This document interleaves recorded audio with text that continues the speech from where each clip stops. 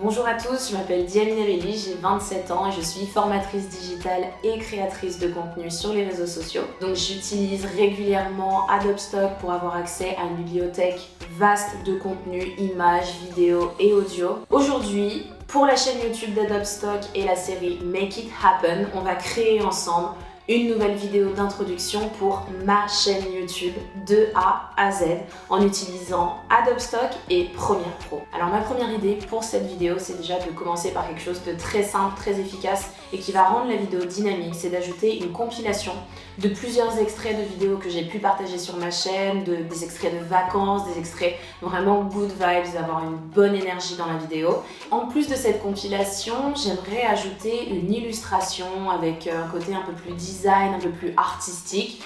Et j'ai trouvé sur Adobe Stock un template d'ailleurs d'une image avec un visage qui apparaît et qui disparaît que je trouve vraiment très bien.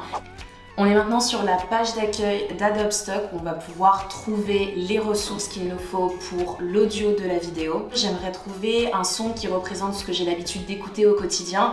Ce que j'apprécie avec Adobe Stock, c'est vraiment la diversité des contenus, autant pour les images que pour les vidéos.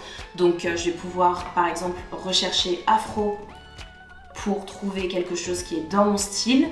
Et dans la fenêtre à gauche, je peux aussi choisir par exemple quelle est la durée idéale de l'audio dont j'ai besoin ou bien le tempo. Pour une musique rapide par exemple, je vais augmenter les BPM et choisir quelque chose qui va être au-dessus de 90-100 BPM pour avoir vraiment un tempo rapide. Ok, on va essayer celle-ci.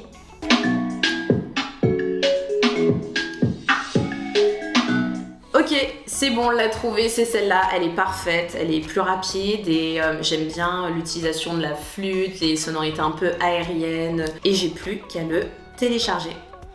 Maintenant pour le montage, on a plusieurs éléments qu'on va vouloir assembler. Donc d'un côté, on a notre template illustration de femme et de l'autre, on a des extraits de vidéos que j'ai rassemblés et ajoutés à ma séquence. Donc je vais faire passer le template par-dessus pour qu'il apparaisse au premier plan, mais le template est opaque, donc mon premier objectif, ça va être de superposer mes vidéos qui sont en arrière-plan ici et mon template. Les modes de fusion qui sont ici dans la fenêtre options d'effets vont me permettre en fait de transformer mon template en une sorte de calque et de travailler l'opacité de ce calque en fonction de ce que je vais sélectionner. Par exemple, je peux choisir ici la lumière neutre et on voit qu'en fait l'image derrière apparaît et mon calque est plus ou moins intense, plus ou moins transparent. Plus ça va être foncé et plus l'image va être transparente. Et ensuite, je n'ai plus qu'à replacer, recadrer mes images pour apparaître à l'endroit où on verra mon visage. Par exemple, ici, elle est mieux placée. Voilà pour le montage et maintenant, découvrons ensemble le résultat final. Salut Dialine. Bonjour. Ce message pour te dire que j'ai découvert ta chaîne. Tes conseils m'ont énormément reboosté. Enfin, je trouve qu'il n'y a rien à dire. J'ai adoré cette vidéo, donc merci.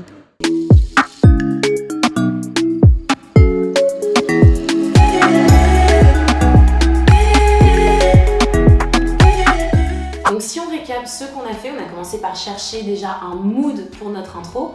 Ensuite, on va trouver les ressources qui ont illustré votre concept sur Adobe Stock.